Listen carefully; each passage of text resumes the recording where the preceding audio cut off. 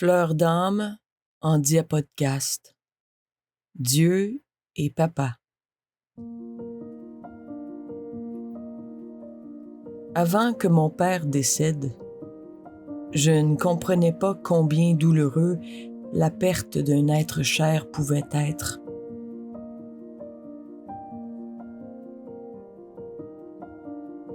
À seulement quelques jours après son dernier souffle, le cœur en larmes et les yeux qui cherchent encore papa quelque part sur la rue, au loin, près de la rivière, au bout du téléphone, le faire rire, lui en conter une bonne, le prendre dans mes bras, lui dire que je l'aime. On est là à ne voir qu'un brouillard flou de rage, de peine et d'incompréhension. Un papa à qui on parle tous les jours, c'est comme de parler à Dieu tous les jours, comme une prière, comme de réciter son chapelet sur des petites billes de bonheur. Un sourire au bout du fil, un rire, on réussit toujours à faire craquer le malheur qui passe entre deux êtres qui pensent un peu pas mal pareil.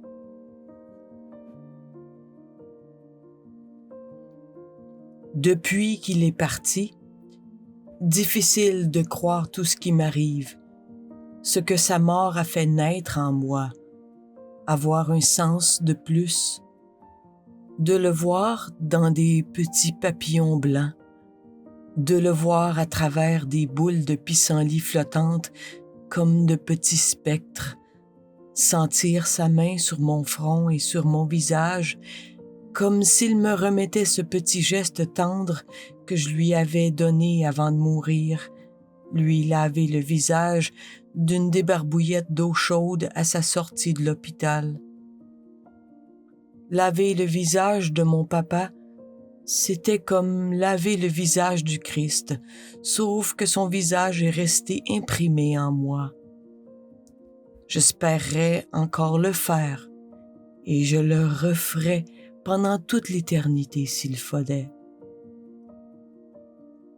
Une semaine après sa mort, j'étais allée travailler un soir et j'étais sortie fumer dehors et je suppliais Dieu de m'envoyer un signe quelconque, de je ne sais trop quoi, juste pour me dire que ce n'était pas vraiment la fin. J'espérais un seul signe, comme on en demande tous les jours des signes. Je me suis dit alors que je laisserais 2 cigarettes dans le cendrier pour qu'un itinérant les trouve. Et ça n'arrive jamais de voir un itinérant sur mon quart de travail. C'est un peu comme la chance du Lotomax.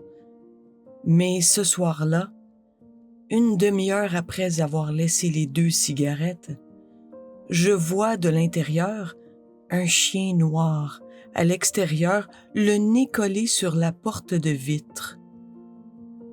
Puis je m'étire encore un peu pour voir et je vois plus loin une itinérante dehors. J'ouvre la porte et elle me dit « Ne t'en fais pas, je suis juste là pour ramasser des botches de cigarettes. » Je lui dis alors « Je t'en ai laissé 2 dans le cendrier. » Elle m'a remercié, le sourire aux lèvres.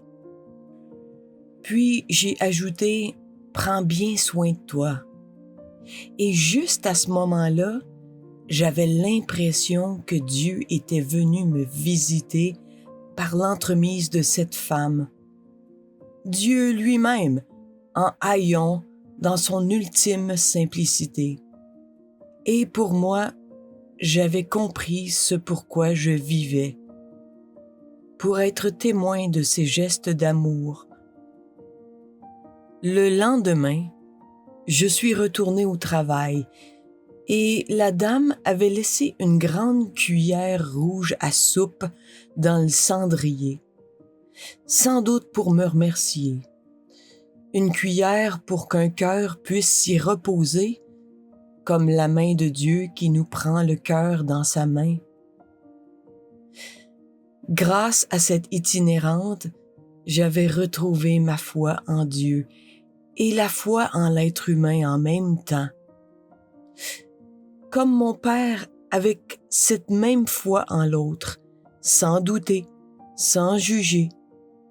Il avait toujours de la monnaie dans sa voiture qu'il préparait pour les itinérants à Gatineau.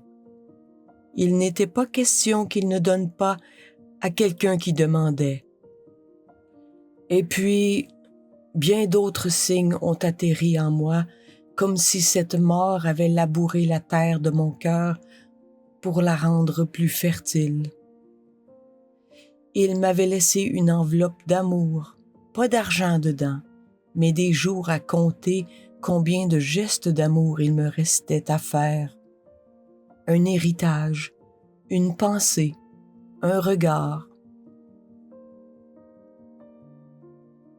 Et parmi tous ces signes, parmi toutes ces pensées, parmi les pleurs, je me mets à lire sur Facebook un texte merveilleux d'Annie Castonguay, qui est coordonnatrice des services en itinérance chez Réabex. Je vous le lis ici. Le titre du texte, Tente. Une tente, c'est pas une maison, c'est une fournaise l'été, un congélateur l'hiver. C'est l'annonce d'une mort plus rapide que prévu. 10 à 20 ans de moins que la population générale. Après ça, viens pas me dire que la misère est un choix. Pas aujourd'hui, pas en 2025. Un campement de fortune, c'est la misère à ciel ouvert. Pendant qu'on enrichit le riche, on appauvrit encore plus le pauvre. Il ne reste que des miettes à ramasser. À peine de quoi donner la moitié d'une tranche de pain. La société préfère fermer les rideaux, appeler ça un problème de cohabitation sociale, mettre des clôtures, déplacer des tentes, comme si le désespoir se balayait comme des feuilles mortes. Mais je refuse de normaliser. Je refuse de croire que la tente devient la solution, la première solution, la seule solution. Je refuse d'avaler le silence et de dire que ça va pas si mal. Parler, écrire, dénoncer, c'est cracher au visage des indifférents, c'est nommer ceux qu'on efface, c'est refuser que la survie devienne un mode de vie, parce que derrière chaque tente, il y a un cœur qui bat encore. Et ça, personne n'a le droit d'oublier, même si tu détournes le regard, au coin des Allumetières et Morins.